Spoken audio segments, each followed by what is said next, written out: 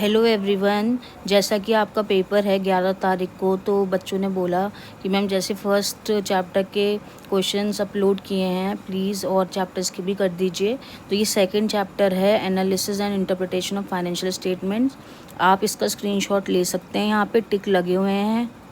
ठीक है, मैं आपको पढ़ के भी बता देती हूँ। Interpretation of financial statement includes criticism and analysis, drawing conclusion, comparison and trend study, all of the above. Horizontal analysis is known as dynamic analysis. ये काफ़ी बार पूछा गया है पेपर में, मतलब एक दो बार, जितनी बार भी MCQs हुए हैं। Component percentage of liability side is calculated by individual item of liability side upon total liabilities into 100। Margin of safety is equal to sales minus sales at BEP। आप सोचेंगे BEP क्या है, कुछ बच्चे break even point. Contribution is equal to sales minus variable cost.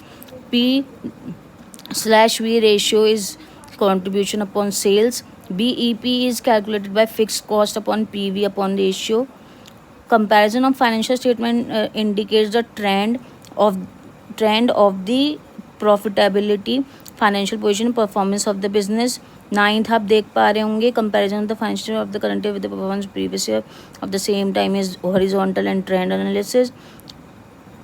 Net profit will increase with increase in operating income. Short term financial position will improve in increase in current asset. आप एक बार देख लीजिए इसको ढंग से और इसका screenshot ले सकते हैं आप। फिर हम आते हैं इनकी तरफ। Sales trend will decrease if all of the above. Cost of production will not change with the change in selling expenses.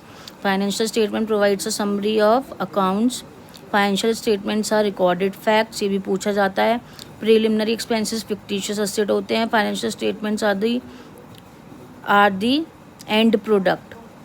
ठीक है। Financial statement shows aggregate information. Financial statements contain monetary information. तो ये सारे जो question थे 19 आपके थे chapter 2 से, analysis and interpretation of financial statement से। फर्स्ट के मैंने शेयर कर रखे हैं ऑलरेडी, आप वहाँ से देख सकते हैं। ये है सेकेंड चैप्टर के।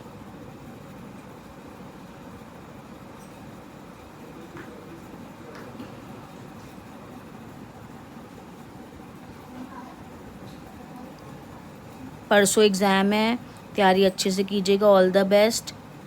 ठीक है, मैं 3-4 चैप्टर के भी जल्द लेके आऊँगी आज ही।